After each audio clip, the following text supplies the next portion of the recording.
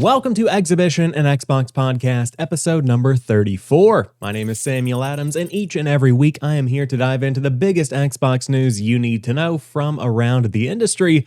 And today we've got kind of a mix, a bit of PlayStation news in there, some PC news in there, a hybrid of the two. And of course I am going to be discussing the God of War launch on PC and some numbers that show why this was a fantastic choice for the team at PlayStation that is now basically following in the footsteps of Microsoft when it comes to PC launches. On top of that, we're talking about the future of Halo Infinite because we have a new event on the way starting next week and some big changes to the store. Stalker 2 has been delayed, pushing a big Game Pass game further into 2022, and we are going to be discussing some other big games coming out in the year ahead. So without further ado, let's go ahead and dive into it. Let's kick off today's show by digging into this post on the Xbox Wire titled The Most Anticipated Games of 2022 According to Team Xbox. This, of course, is coming from the Xbox Wire, which is directly from the Microsoft team, so take everything that's said here with a grain of salt, but it's still interesting to see the insights into what the team is looking forward to in the year ahead. And we're discussing this because a lot of people have been talking about PlayStation's 2022 versus Xbox's 2022 and comparing those lineups. And right now, admittedly, PlayStation has a stronger lineup coming in the year ahead, with Horizon Forbidden West, a new Gran Turismo game coming out, and God of War Ragnarok rounding out three massive games that millions of fans are going to be looking forward to, especially after the release of God of War on PC just a couple of days ago, which we'll talk about more in a moment. But looking towards Xbox, you have Starfield, which is a very big release. On top of that, you also have Redfall, which is certainly getting a lot of eyes on it. And you have the new Forza Motorsport 8, which has not been officially confirmed for 2022, but it's supposedly coming out in holiday. And so comparing these two lineups, if you look back on 2021, Xbox had an incredibly strong year with two huge releases in the holiday season in the form of Forza Horizon 5 and in the form of Halo Infinite. And those two games cater to a lot of different people.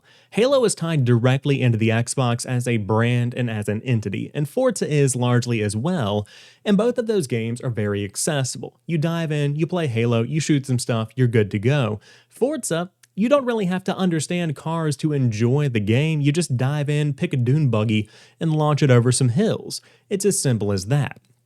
Looking into 2022, Bethesda games, especially a huge RPG like what we are getting with Starfield, it's not going to be as accessible as just diving in and playing a couple of games of an arcade-style FPS in Halo, or diving in and playing a couple of matches in the Eliminator in Forza Horizon. It's going to take more time and investment. On top of that, Redfall hasn't really proven itself because it's a brand new game on the scene. It's a new franchise.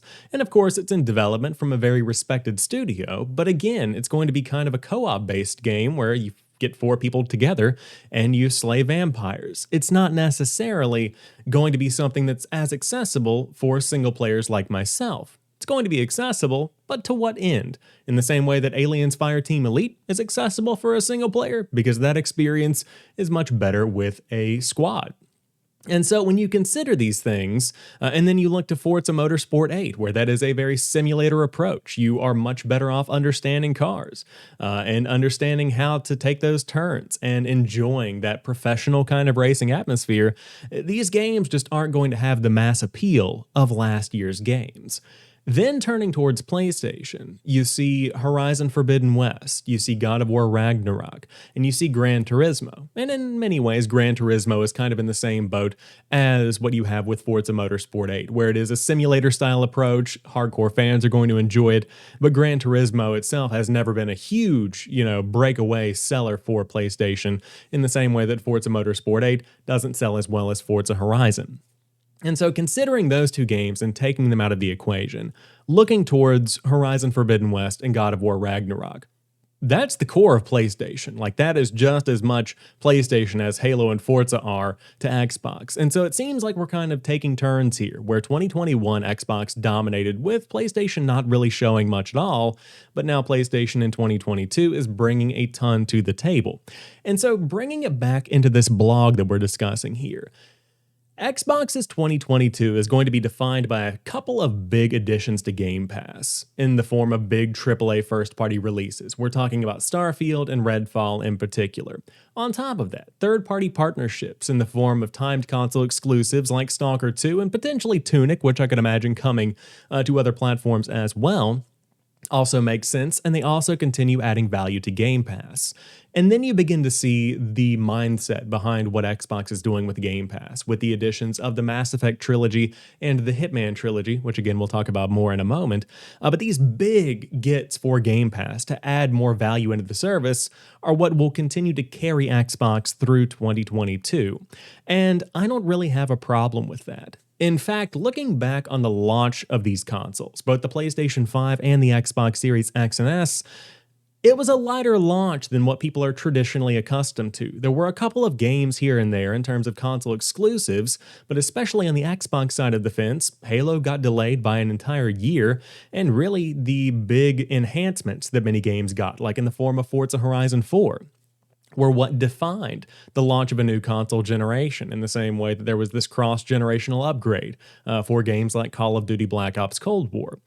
And looking back on that, I enjoyed 2020 into 2021 more because I had more time to enjoy these games and to dig into their systems and to play multiple seasons of Forza Horizon 4 in a row, where that was the only thing that I was playing because it was really the only thing that I wanted to play. Being able to have more time to dig into these games and being able to go back and see what's new in the newest season of Halo Infinite when that stuff wraps up in about 3 months or so, which is still a huge long life cycle for that. But being able to dive in and grind through weeklies in Battlefield 2042, or check out what's new in the latest season of Forza Horizon 5, or even dive into some little small hidden indies on Game Pass throughout the spring and summer seasons, that isn't necessarily a bad thing. We don't continuously need to have this churn and burn of new titles coming out month after month, because while some people have time to enjoy these things and to play for 10, 11, 12 hours a day, the majority of people might play for 2-3 hours at a time max, maybe even an hour or two here and there. It's not going to be something that is a necessity for them to have a continual flow of new content. And I think that this gives Xbox much more time to prepare for 2023. Looking forward, I have Fable at the top of my list for most anticipated games when it comes to stuff that has really no defined release date. And those kind of experiences are what are going to be really exciting. Now, I'm sure there are going to be some surprises up their sleeve when it comes to the E3 style season, the Summer Game Fest, if you will.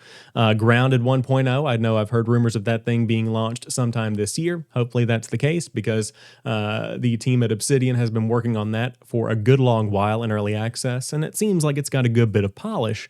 But the whole point of this conversation has been to show that PlayStation is going to have a strong year, and Xbox's 2022, depending on your interest, might not be as strong as 2021, but it doesn't always have to be, because there is a continual flow of games coming out. I mean, looking through this blog, you have Elden Ring, you have Destiny 2 The Witch Queen, you have A Plague Tale Requiem, on top of games like Starfield and Redfall, and then plenty of other indies like Tunic, which is one of my most anticipated games of the year, and one that I am going to be lucky enough to review over on GameSkinny if you want to check out some of my written articles. But third party is really going to be beneficial for 2022 when it comes to Xbox, and of course, Game Pass is going to continue bringing more of those games into players' hands in the form of even this Rainbow Six Extraction launching in just a couple of days. So overall, we've got tons to look forward to in 2022, even if that first party lineup may arguably not be as strong as 2021, but that's just my 2 cents. You'll have to hit me up on Twitter or on YouTube comments to let me know how you feel. Now let's jump over to the PlayStation side of the fence for once in this Xbox podcast and talk about the PC release of God of War. Now, I've seen reports that this port was in development for about 2 years, and that quality shines through because you have tons of options for how to customize your PC experience, high frame rates, high resolutions, everything is there, and this is pretty much the ultimate experience for any God of War fan. And I absolutely adore this game. It's probably in my top 5 games of all time. It is just the perfect way to do a reboot while honoring the classics and paving a new way for these games going forward. And of course, Ragnarok is going to be the conclusion of this specific set of experiences, this specific story when it comes to Kratos and Atreus. But The reason that we're talking about it here is that this marks one of the first big, huge releases for Sony on PC. We've seen a couple in the past, but none on the same level as God of War. So looking at the concurrent player count, a 24-hour peak is also the all-time peak of 65,356 concurrent players. And I say that not to show how large that number is, because some people will look and say, X game did so much better. There are millions of players playing Fortnite right now, whatever it might be. That's not the point, because those aren't one-to-one comparisons. The point here is that there are 65,356 people playing a 2018 game that is one of the best games of all time that may not have been accessible to them before. On top of that, it continues providing value to this piece of content that Sony Santa Monica has created. Because as time goes on, no matter how good a game is, it will kind of get forgotten. It will kind of be left behind. I mean, in the same way that Halo's servers were shut down earlier this week on the Xbox 360, those games were not as populated as they were back in their heyday. And that could be said for God of War as well. And so being able to bring this back, and not remaster it, but just bring it to a new audience, is opening up an entire new group of people to what Sony Santa Monica has done in the story of Kratos and Atreus, and to some degree, this can work as a sales tool for Sony. Let's say they continue doing this kind of delayed, staggered release for PC ports of their games. Somebody might say, I loved God of War on PC. Looks like I'm going to have to buy a PS5 and play Ragnarok later this year because I cannot wait for this story to wrap up. And even if they choose not to do that, they can still wait for that game to come to PC as well, because after this level of success, it makes sense for Sony to continue bringing these games to PC and continue porting them over, because again, it just gives them more bang for their buck. Games aren't cheap to make. These are millions and millions and millions of dollars and thousands of people coming together to make this happen across marketing and development and all of what have you not. But it is such a big part of the future of gaming to be able to be where people are, to meet your customer where they're at, whether it be on PC, whether it be on mobile, whether it be on a console itself. That's where you have to be, and that's exactly what Sony is doing here. Now, this is kind of following in the footsteps of what Microsoft has been doing over the past few years. And you see a pivot away from console exclusives into this kind of platform-level exclusivity, where you still have console exclusives that can only be played on Xbox in the console space, but that are accessible on the cloud and on PC. And you saw that with Halo Infinite and Forza Horizon on day one, and those player numbers just continued to rise. That's the ultimate goal here, is to get more people playing these games and to make them fall in love with these franchises. And it seems like Sony is finally getting turned on to that idea, where you can expand and bring Uncharted games to PC like we're seeing, and get more people interested in Nathan Drake, which will ultimately sell more merch, sell more consoles, get more movie tickets sold. All of that is coming together to build something greater, to become greater. I think that's one of their slogans, actually.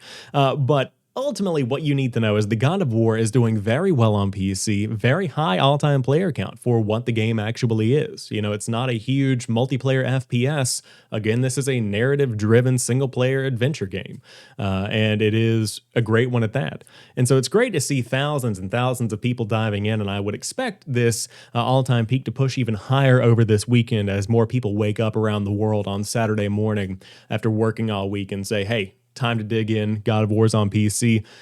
Let's check it out. But awesome to see PlayStation games coming to PC, and it makes me want to push off buying a PlayStation 5 for now, because I would rather get a better PC, build one in a couple of years, and dive back in when God of War's on sale once again, when Ragnarok and Horizon Forbidden West potentially come to PC, and to check that out. And I think that these ports are continuing to improve. Of course, we saw Horizon, the original, come to PC, and the port was not as good as it could have been.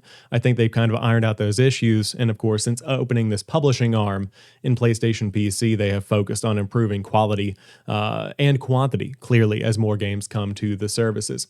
But exciting times nonetheless. So looking forward to diving in on God of War on PC in a year or two. Jumping over to some Halo Infinite news, we've got two stories back to back, so buckle in on what you can expect over the course of the next couple of weeks. First and foremost on the roster, improvements to Halo Infinite store starting next week. And yes, we are talking about price adjustments finally.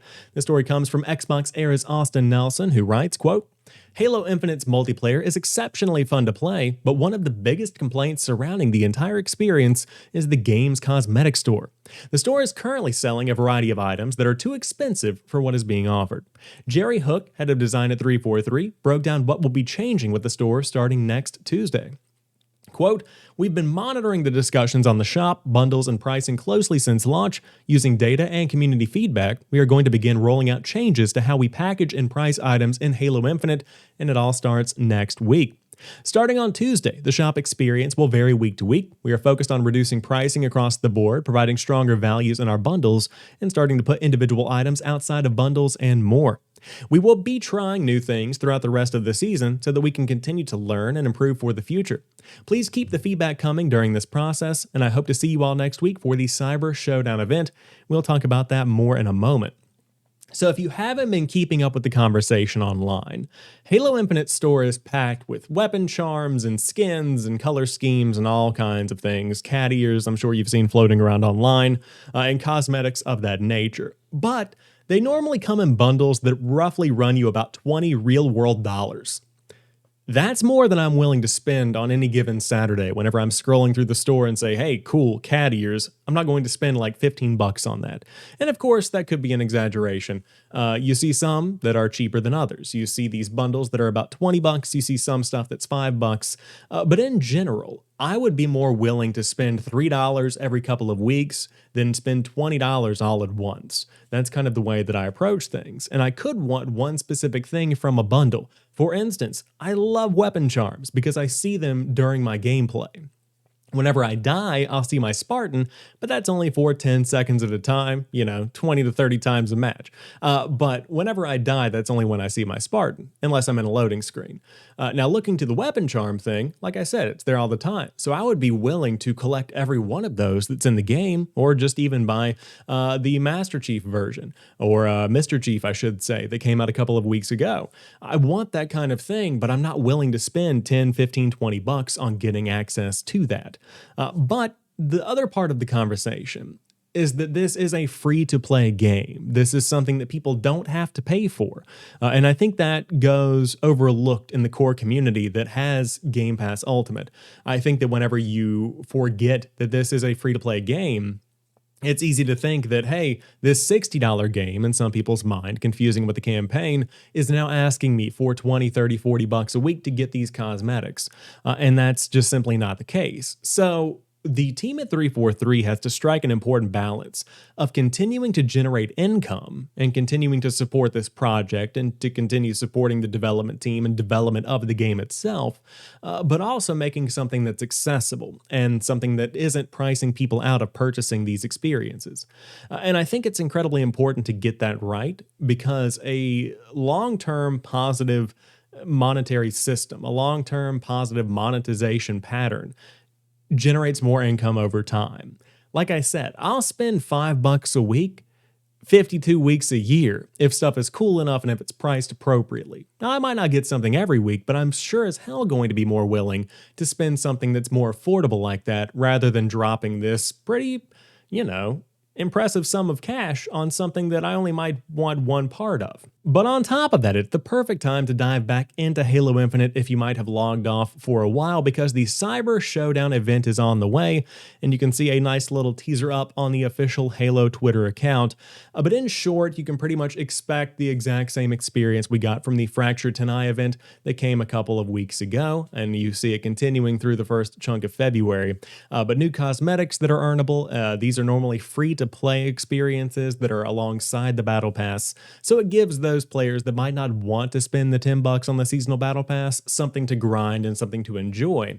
And these kind of seasonal experiences, these random events, are important for getting those players into Halo, giving them something to earn, because if they start to enjoy the grind and they enjoy the gameplay, then they are more likely to dive in and give the full game a shot and spend more time playing this free-to-play multiplayer, and that could win over $10 from Fortnite into Halo Infinite, or $10 instead of purchasing the $40 Battlefield 2042 Season Pass. You can bring that over and buy 4 seasons of Halo Infinite. Makes perfect sense in that regard.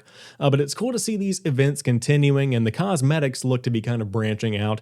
You see, they kind of have a Tron style approach, a very vaporwave style approach to these cosmetics. You see a spiked mohawk, you see a very cool visor in the promotional material. So awesome to see. And again, I will be diving in on Tuesday, January the 18th. But between the store updates and this new event, Halo is certainly moving in the right direction. And I think that speaks to the team listening to feedback and really taking it to heart, because unlike what happened with Battlefield over the course of the holiday season, the team at 343 listened to feedback and they were active in responses. Battlefield has continued their multiplayer or discussions, I should say, on social media since day one. They're teasing new maps, they're kind of providing backstory, but they aren't providing a roadmap as to what's changing, and they aren't addressing player concerns. 343, on the other hand, is talking about the adjustments that need to be made and proactively making these adjustments on the fly very, very quickly. They're moving quickly to make this game what it needs to be, and I think that's really making the difference when it comes to public perception, which ultimately defines the success of a game in 2022. So with all that being said, Halo Infinite's looking great, and I can't wait to dive in next week and earn some of those free cosmetics in this new Cyber Showdown event. We have been talking a ton about games coming to Game Pass over the course of the past few weeks, and once again we have a very big trilogy hitting the service. And no, I'm not talking about the Mass Effect Legendary Edition, I'm talking about Hitman Trilogy, which comes to Game Pass next week at launch. This story comes from Jared Moore over at IGN, who writes, IO Interactive has announced that the Hitman Trilogy Collection will be launching next week, and it's coming straight to Game Pass.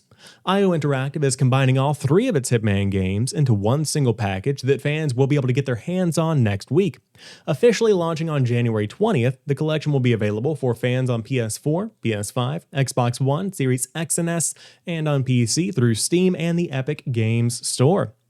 However, that's not all. For those of you currently signed up for Xbox Game Pass, there will be no need to purchase the game separately, as the studio has also announced that the trilogy will be coming to the service on day one. This is a ton of content, and you can see from these screenshots posted on IGN, it's a beautiful game, and one that many people have fallen in love with over the course of the past year since Hitman 3 came out, but since the relaunch of Hitman as this kind of new trilogy that really brings Agent 47 into this modern day kind of setting, where previously, it was Hitman Absolution that kind of defined the franchise, and now it's these three games that are really bringing a lot to the table. And I think this is something that is going to be very welcome and at home on Game Pass, but it also gets more people into the fold, and it gets more people to enjoy these games. I've been wanting to dive into Hitman 3 because I saw it on multiple Game of the Year lists, and I just never got around to it. So to be able to dive in and give it a shot sounds fun to me. Currently, I'm trying to start up Mass Effect. I started playing it earlier this week, but I got sidetracked with life and weekly challenges and Halo and Battlefield and Forza and whatnot, and so I have to get back to that one. But plenty of stuff to play right now on Game Pass, and it's a good thing Hitman's coming, because Stalker 2 has been delayed. Of course, this was one that was coming out in pretty much just a matter of weeks at this point, but it has now been pushed to December of 2022, and the game is undergoing additional thorough testing and polishing. This comes from Samuel Tolbert over at Windows Central. Stalker 2 Heart of Chernobyl is delayed to December 8th, 2022, GSC Game World confirmed via Twitter on Wednesday. Stalker 2 was previously slated to arrive on April 28th, 2022, meaning that it's been delayed by around 7 months. Quote, these additional 7 months of development are needed to fulfill our vision and achieve the desired state of the game, the update explains. The developers added that the game is undergoing thorough testing and polishing, and that more of the game will be shown later in the year, so players can expect additional updates before launch. If I had to guess, I'd say you're going to be seeing more around the E3, again, summer Game Pass season, but this is obviously always going to be the right move, and Stalker 2 specifically is kind of looking to be a graphical defining point for 2022. It looks beautiful. The gameplay that we've seen so far looks stunning, and it's important to get that game polished up. It's important to make it run and play as smoothly as possible, because this is, number one, a big Game Pass game, but number two, a big multi-platform game for the team at GSC, and it's their biggest game to date. There was a bit of controversy with NFT integration, so a lot of people are curious, is taking that out proving to be more of a challenge than what the team might have originally anticipated? Is it going to be difficult to bring bring that piece out of the puzzle and to put different assets in. I doubt it, but again, whatever time is needed to make this game as good as it can possibly be is exactly what the team should take. My question is, what does this look like in terms of exclusivity agreements? Because when a game is delayed, traditionally those agreements get pushed as well. So if the game was going to be a year-long console exclusive on Xbox, is the game now going to be coming out in December of 2023 on PlayStation consoles? Or is it going to be a 6-month contract? And I'm sure they are negotiating that behind the scenes and trying to figure out what happens. Or that could be baked in, kind of like a prenup, if you will. If things go wrong and there has to be a delay, here's who gets what. So that should be interesting to discuss over the course of the next few weeks. But no matter how it shakes out, great addition to Game Pass. And again, I hope it's good because this is one of my most anticipated games of the year. I love that kind of post-apocalyptic style adventure, and Stalker 2 is certainly bringing that. Who knows? Could give me the chance to go back and play through the original once again.